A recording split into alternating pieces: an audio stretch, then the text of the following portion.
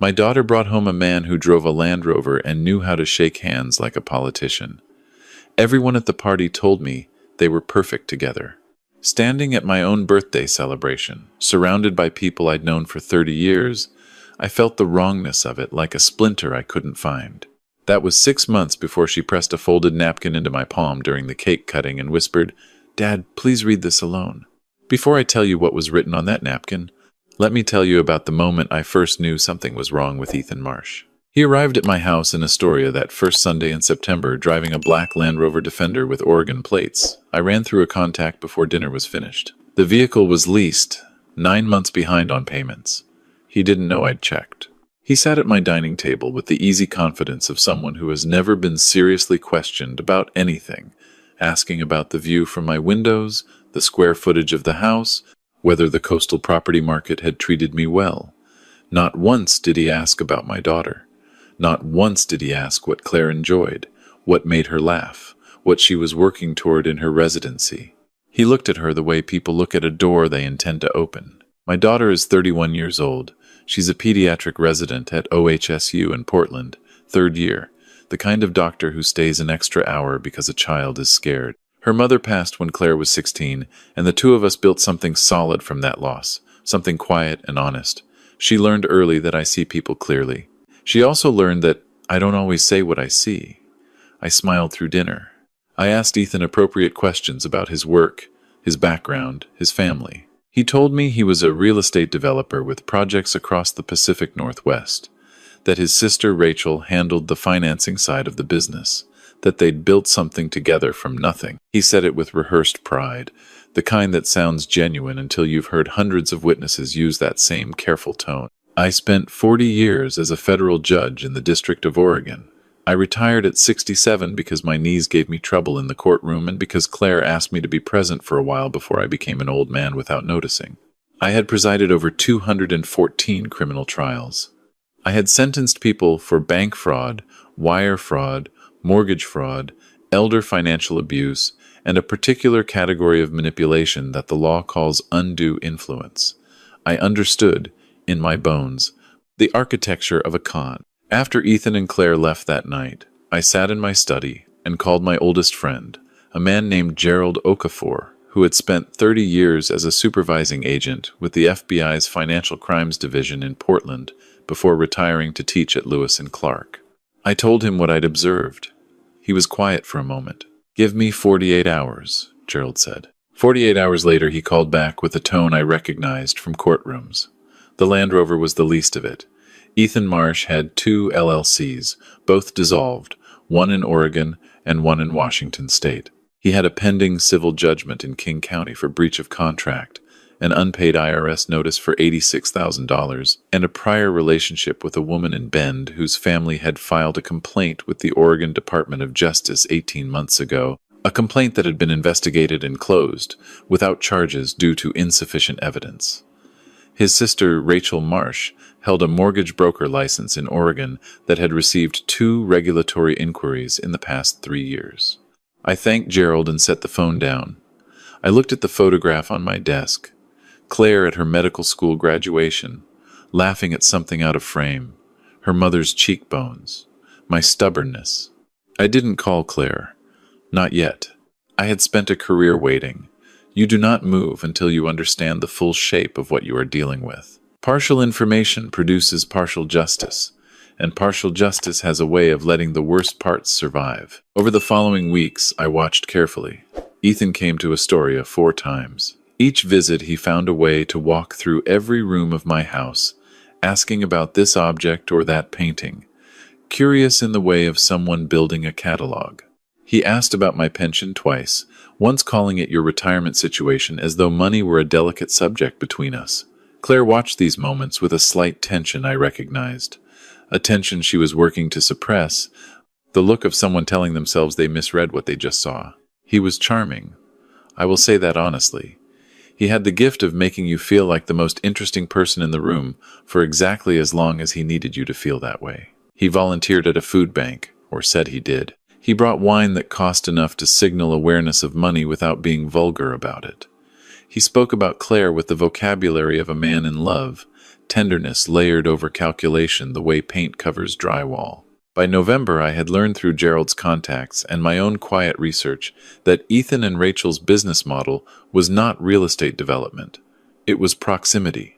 They identified targets, typically older individuals with visible assets and limited immediate family, and constructed relationships around them. The King County complaint had involved an elderly widow whose son had grown suspicious after she'd changed her will. The Bend complaint had come from a woman's adult daughter. Same pattern. In both cases, Ethan had moved on before charges could be formalized. My house in Astoria sits on 2 acres of coastal property. The house itself is modest, a 3-bedroom craftsman that I have not renovated because I see no reason to. What is not visible from the outside, or from any room Ethan walked through, is the investment portfolio I built over 4 decades of careful, methodical living, a portfolio that a financial advisor in Portland manages with the same discretion I used to manage courtroom proceedings. It is worth considerably more than anything Ethan Marsh had ever been near. He didn't know that. He thought I was a comfortable retiree with a nice view and a federal pension. He was planning for the pension. I know this because in late November, 3 weeks before my birthday celebration, I heard him. Claire had driven up from Portland for a weekend visit. Ethan arrived Saturday afternoon. I was in the garden when they arrived, and I stayed there longer than necessary, moving slowly the way old men do, letting them settle into the house without me. Through the kitchen window, open 2 inches against the November cold, I heard Rachel's voice on speakerphone. "She's getting close to him," Rachel said. "That's good. That's exactly what we need." "I don't like the timeline," Ethan said. "He's 68. He's healthy. This could take years." Rachel's voice had the patience of someone who had done this before. "You don't need years. You need the right moment. Medical power of attorney first. Then we assess his accounts. The judge title doesn't mean money, but the house alone is what, 700,000? Closer to 900 with the land." Ethan said, "There it is." Her voice was satisfied. "After the new year, start the conversation about his memory. Gently. She loves him. She'll believe what you tell her." I stood very still in the garden. The Pacific was gray and flat beyond the dunes. A gull passed overhead without sound. "She'll believe what you tell her." I went back inside through the side door. Claire was arranging flowers in the kitchen. She smiled when she saw me, and I smiled back. And I said nothing about what I had heard, because I needed to understand how much she already knew, and how much she had been told to believe. Over dinner that night, I watched her, watch him. What I saw clarified everything. She was in the early stages of doubt, the phase where a person has begun to sense something is wrong but has not yet given themselves permission to name it. She was still hoping. When Ethan reached for her hand, she let him take it, but her eyes didn't warm. 3 weeks later, on the evening of my birthday celebration, she pressed a napkin into my hand. My longtime colleague, Patricia Wren, had organized the party. 47 people in the community room of a restaurant I had eaten at for 20 years, former clerks, old friends, neighbors, 2 retired federal prosecutors I had worked alongside for decades. Ethan was there. Rachel was there. The first time I had met her in person, a woman with her brother's easy smile, and her brother's habit of standing near things of value. I gave a short speech, ate dinner, made my way around the room. Watched Ethan work it with the quiet expertise of someone who has practiced being charming at exactly this kind of gathering. He introduced himself to the prosecutors as a businessman interested in community development. He told Patricia I was like a second father to him. He said this with his hand on her shoulder and a voice full of warmth that had nothing underneath it. During the cake, Claire stood beside me. She hugged me for the photograph, and when she pulled back, she pressed the folded napkin into my left hand with a precision that told me she had been thinking about the right moment for a while. She looked at me for exactly 1 second with her mother's eyes, steady and frightened, and decided. I tucked the napkin into my jacket pocket and finished the photograph. I told 2 more jokes. I thanked Patricia, and then I excused myself to use the restroom. In a locked stall, I unfolded the napkin. Claire's handwriting, careful and small the way it always was when she was scared. Dad. 3 weeks ago, I heard Ethan on the phone with Rachel. He said they were going to convince me you have memory problems, so I'll get medical power of attorney, and they can access your accounts. He said you're the best target they found in 2 years. I didn't know how to tell you. I didn't know if you'd believe me or think I'd misheard. I thought about leaving him, but he's been watching my phone. Tonight is the first time I've had a moment alone. I'm so sorry. Please help me. Please don't let them know I told you. I'm frightened. I read it twice, folded it, put it back in my pocket. In the mirror above the sink, I saw my own face. I have been told I am difficult to read. This is a quality I work to develop because a judge, whose reactions are legible, loses half his usefulness before the first witness is sworn in. The face in the mirror was calm. Behind the calm was something I had not felt in years. A particular cold clarity that used to arrive at the start of complex cases when all the facts aligned and the path forward became precise. I straightened my jacket and walked back out to my party. I found Ethan at the bar with one of my former clerks, a young man named Douglas who had clerked for me a decade ago and now practiced environmental law in Portland. Ethan had one hand on Douglas's shoulder and was explaining something about waterfront development. Douglas looked mildly trapped. I stood beside them. Ethan turned with his full smile deployed.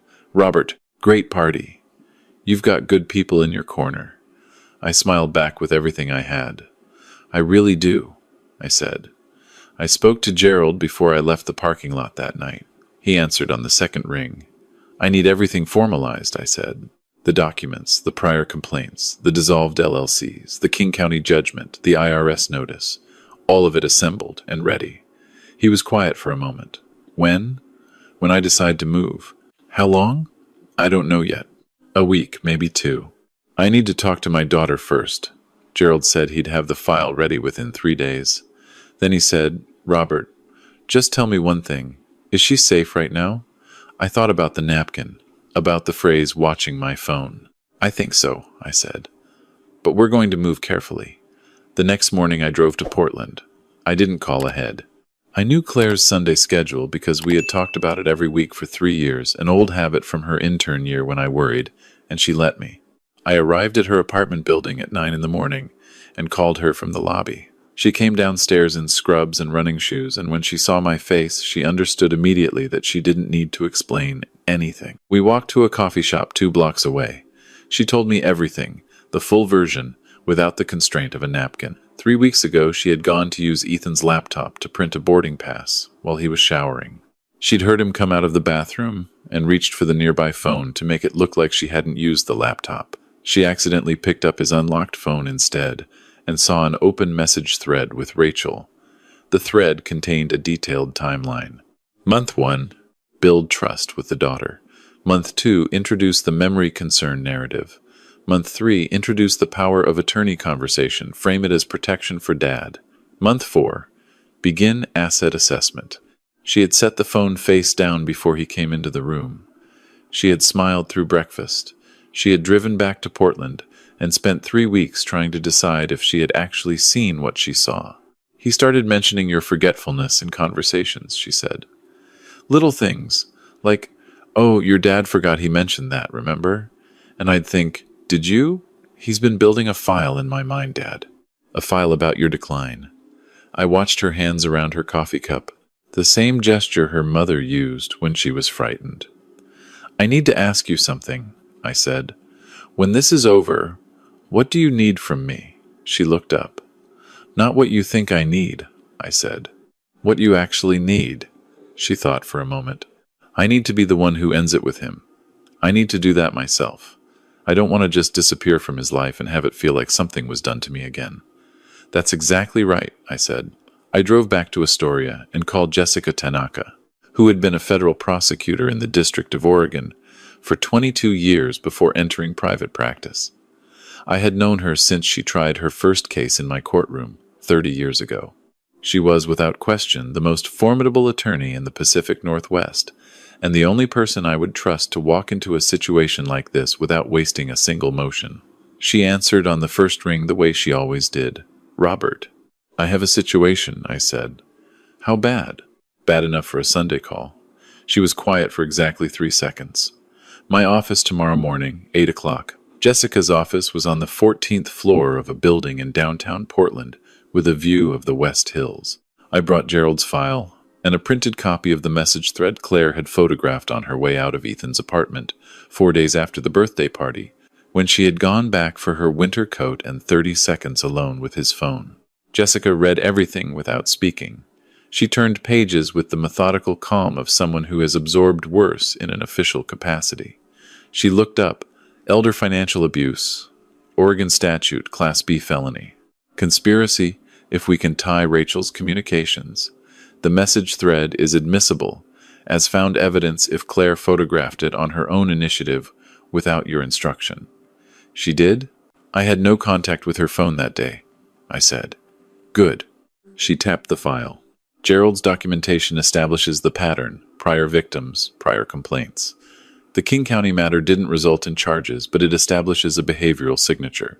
Combined with the specific intent documented in those messages, we're looking at a strong criminal referral to the district attorney. What about my position? I said.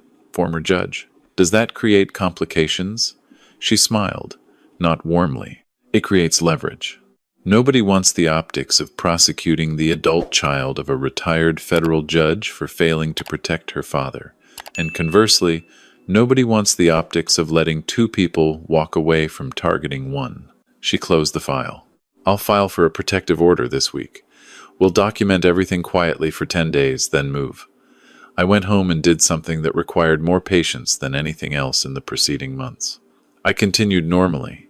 Ethan called me on Tuesday, a friendly call, asking how I was feeling after the birthday celebration. He mentioned casually that I had seemed a bit tired at the end of the evening. Had I been sleeping well? Stress at my age could affect cognitive function. Did I know that? He had an article he'd been meaning to send me. I told him I slept like a rock and had never felt sharper. I kept my voice warm and slightly oblivious. He moved to the next phase within 48 hours. He called Claire and raised the question of whether I had seemed different to her lately. She called me immediately after and told me exactly what he'd said. We had agreed she would do this. Report everything. Create a documented record of his communications. Rachel sent a text to Claire that same week. Thinking about your dad, he seems like he might need more support around the house as he gets older. If you ever want to talk about options, let me know. The word options landed like a marker planted in the ground. On the 9th day, Jessica filed for a temporary protective order in Multnomah County, restricting Ethan and Rachel from contacting me or Claire directly or indirectly. Simultaneously, Gerald's completed file was hand-delivered to the Multnomah County District Attorney's Office by a former colleague of mine who still worked in the building and knew which cases deserved immediate attention. I was not there when Ethan received his copy of the protective order, but Gerald's source in the building where Ethan rented a co-working desk told us that he spent 40 minutes on the phone in the parking lot shortly after and had what witnesses described as a controlled but visibly distressed conversation. Rachel called Claire 3 times within 2 hours. Claire did not answer. Ethan called Jessica's office directly, apparently not having read the documentation carefully enough to understand that calling any representative of mine was also a violation. Jessica noted it. Claire called me that evening. Her voice was steady in a way that told me she was working to keep it that way. He texted my emergency contact number, she said, the one I use for hospital communications. He said he needed to talk to me directly, that there had been a misunderstanding, that I was being manipulated by a father who couldn't let his daughter have her own life. I pressed my hand flat on my desk. What did you do? I screenshot it and sent it to Jessica, and then I blocked every number I have for him, she said. And then I sat on my bathroom floor for 20 minutes. That's exactly right, I said. She laughed, a short and slightly exhausted sound. You keep saying that, because you keep doing it exactly right. 2 weeks after the protective order, I was contacted by the assistant to the Multnomah County District Attorney who told me, in the careful language of someone representing an office that processes serious matters, that the criminal referral was being reviewed and that they anticipated formal charges being filed within 30 days. The charges would include attempted elder financial abuse, criminal conspiracy, and wire fraud based on interstate communications documented in the message thread. Jessica informed me separately that Rachel, upon receiving notification of the investigation, had contacted the DA's office directly through her own attorney, expressing willingness to provide information about the broader pattern of conduct in exchange for sentencing consideration. She was cooperating. The partnership that had targeted a minimum of 4 people across 2 states was coming apart from the inside. I called Gerald when I heard this. He was not surprised. They always blame each other, he said. Every single time. They build these things on the assumption that nothing will go wrong, and the moment it does, there's no foundation left. What's the foundation for? I said. He was quiet for a moment. Exactly, he said. The civil matter proceeded alongside the criminal investigation. Ethan, apparently having found an attorney willing to take a case with no plausible winning argument, filed a complaint against me for tortious interference with his business relationships, alleging that I had conducted a coordinated campaign to damage his professional reputation. The claimed damages were $300,000. Jessica called me when she received the filing. She was laughing in the way that prosecutors laugh when opposing counsel files something genuinely ill-advised. "I've been waiting for this," she said, suing a federal judge for exposing a fraud. In Oregon, with this evidence file, this is the best gift he could have given us. We counterfiled with a claim for $1.8 million in damages for the documented conspiracy, the costs of investigation and legal response, and the emotional distress inflicted on my daughter. Jessica included a separate action against Rachel for her role in the coordinated scheme. Combined with the DA's criminal filing, which arrived 3 days later through the Multnomah County Court, Ethan and Rachel were now facing simultaneous criminal and civil proceedings with a documented evidentiary record that Gerald described as comprehensive enough to indict twice. The arraignment was on a Thursday morning in March. I sat in the gallery with Gerald and said nothing. Claire was not present because I had asked her to let me carry this part. She had her own weight to set down. Ethan looked different in a courtroom. I have seen this transformation hundreds of times. The performance that works in restaurants and parties and living rooms does not translate to fluorescent lighting and a judge's gaze. He stood beside a public defender and entered a not guilty plea in a voice that was too controlled, the voice of someone managing panic by gripping it very tightly. Rachel stood beside her own attorney, a woman who had clearly advised her client to convey maximum cooperation, and entered the same plea. Their eyes did not meet once. The judge set a preliminary hearing for 6 weeks out and reminded both defendants of the conditions of their release, including the existing protective order prohibiting contact with me or Claire in any form. She read this aloud and looked at Ethan specifically when she said any form, a look I recognized as the kind that experienced judges deploy when they suspect a defendant needs to hear something twice. Afterward, in the parking lot, Jessica fell into step beside me without ceremony. "Their defense attorney called me this morning before the arraignment," she said. "Interested in settlement discussions. How much?" Unspecified. But the framing was significant. He said, and I'm quoting directly, his client believes there may have been a misunderstanding about the nature of the relationship. I walked for a moment without speaking. "Misunderstanding?" I said. "Yes." His word. I said what I would like to happen is a full trial, documented findings of fact, and a permanent public record that follows both of them through every background check for the rest of their professional lives. If they'd like to expedite that by pleading out, I'm agreeable. Jessica smiled. That's what I told him. Rachel's cooperation with the DA produced something I had not expected. She provided documentation relating to 2 prior targets, one in Seattle and one in Bend, that allowed investigators to revisit both of those cases with new evidence. The Bend complaint, the one that had been closed 2 years ago for insufficient evidence, was reopened.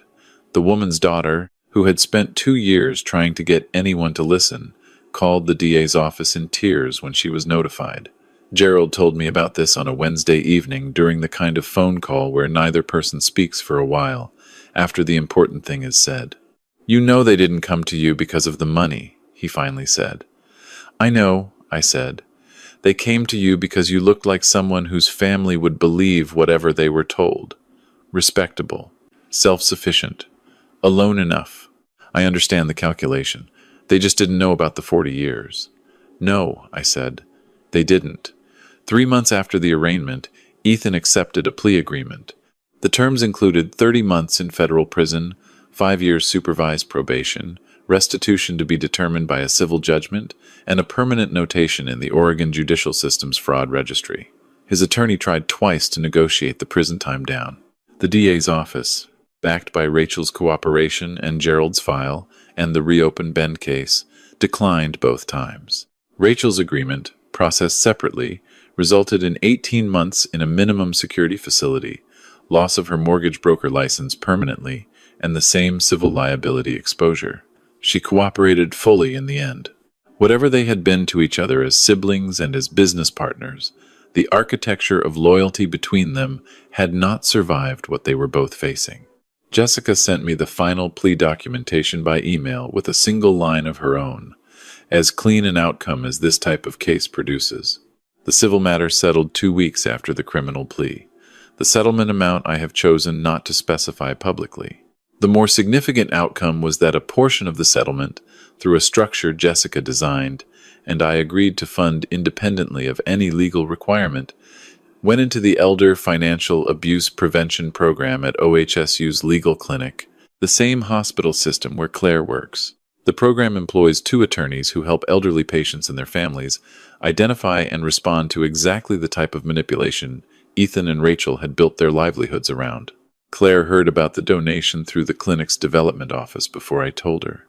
She called me from the hospital parking lot at 11 at night between shifts. "Dad, you donated a substantial amount of money to my hospital in the name of elder abuse prevention." "I did, without telling me. I was going to tell you at Sunday dinner." She was quiet for a moment. Her voice, when she spoke, was the same voice she had when she was small, and had figured out that something I did was deliberate and significant.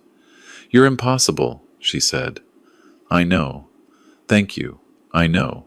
In the late summer, 4 months after the plea, and 2 months after the civil settlement, 2 letters arrived at my Astoria address on the same week. The first came from a minimum security facility south of Portland. The second from a federal correctional institution in Sheridan, Oregon. I waited a week before opening them, not from reluctance, but from the same instinct that had governed 40 years of judicial work, the understanding that timing is part of judgment, that some things should be received in the right state of mind rather than the immediate one. I opened Rachel's first. The paper was standard institutional correspondence, thin and unadorned. Her handwriting was careful in a way that suggested revision. "Mr. Smith, I know you have no reason to read this and every reason to discard it. I'm writing because my attorney told me I wasn't required to, which made me think I should. What Ethan and I did was not new for us. I understand now, sitting here with enough time to think clearly for the first time in years, that I had constructed an entire explanation for why what we did was acceptable. The people we targeted had more than they needed. They wouldn't miss it. They were old and their families were distant, and we were just, in my version of it, filling a gap in their care. I have spent months sitting with how wrong that was. Not the legal part, the human part. Your daughter trusted someone. I helped him become someone worth trusting. I'm going to spend a long time with that. I'm not asking for forgiveness. I just needed you to know that I understand what we actually did." I set it down and opened the second envelope. Ethan's letter was longer. He wrote carefully, without the rhetorical grace he used in person, and the result was something closer to honesty than I had expected from him. He wrote about growing up watching his father charm people out of money and how it had looked like a skill rather than a theft for most of his childhood. He wrote that he had told himself he was different from his father because he planned better and worked harder. He wrote that the night of my birthday party, when he saw the gathering of people who genuinely valued me, he had felt something he couldn't name and had pushed it away.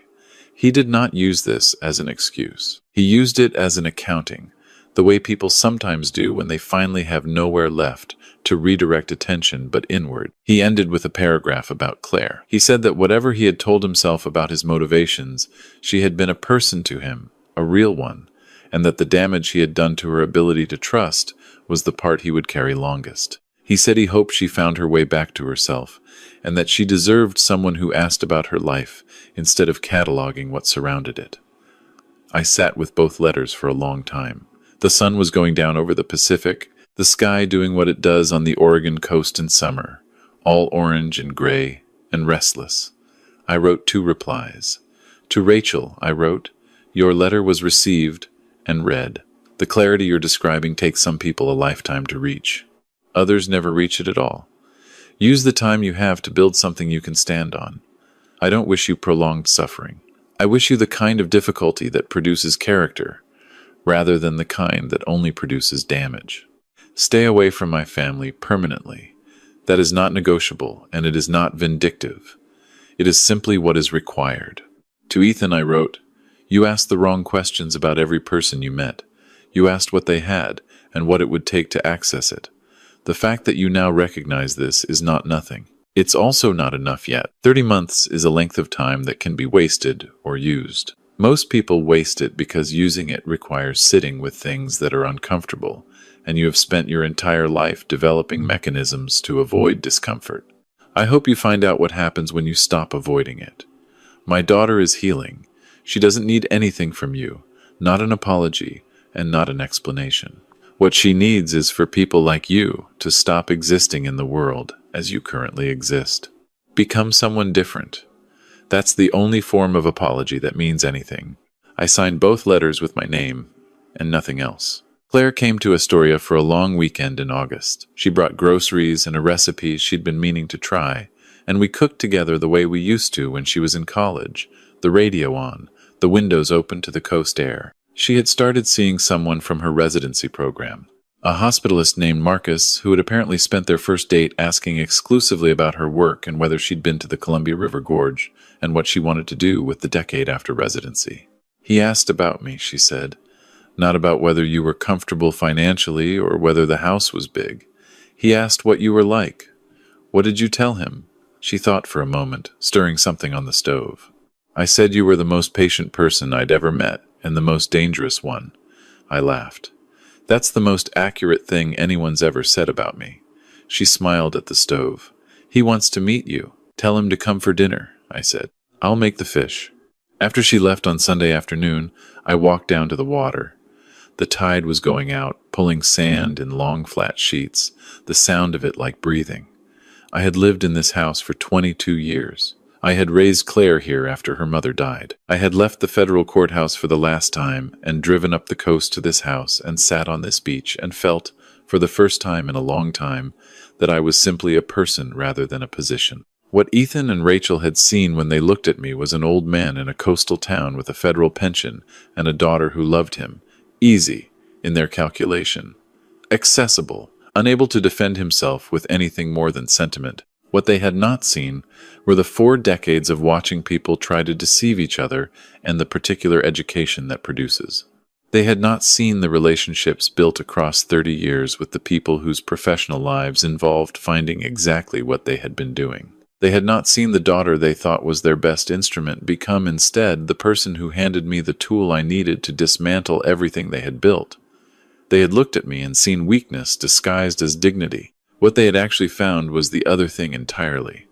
I watched the water for a while. The sun moved. A pelican crossed the horizon in that ancient, unhurried way of theirs, everything about it belonging exactly where it was. I turned around and walked back to the house. There was a file on my desk from Gerald, forwarded from one of his contacts in Washington State, a report about an individual in the Puget Sound area who had recently been identified in connection with a suspicious relationship with an elderly retired physician. The pattern in the report was familiar in the way of things you have learned to recognize on sight. I sat down, put on my glasses, and began to read. Some work doesn't end when the case closes. You just move to the next file. I have patience for it. I have always had patience for it. Age doesn't diminish that quality. If anything, it sharpens it. The way long use of a tool wears it down to its essential edge, removes everything extraneous, leaves only what was always the point. I read to the end of the file, made 2 calls, sent 1 email. Then I closed the folder, went to the kitchen, and made myself a cup of coffee, standing at the window with the Pacific, out there gray and permanent, and entirely indifferent to what small human arrangements played out along its edges. I drank the coffee slowly. I thought about Claire cooking in this kitchen 2 days ago, her shoulders finally unheld, her voice finally fully her own. That's the thing about being a target someone picked because they thought age meant the end of sharpness. Sometimes the only response worth making is to demonstrate, clearly and completely, and without any particular dramatics, that they were wrong. Not for your sake. For the sake of the next person they would have walked toward if you hadn't stopped them exactly where they stood. I finished the coffee. I rinsed the cup. I went back to the desk. There was more work to do. There always is. I am not retired from the things that matter. I am only retired from being paid for them. That distinction turns out to be smaller than I once thought. If this story meant something to you, please subscribe to this channel and let us know where you're listening from in the comments. And click on the next story when you're ready. We'll be here.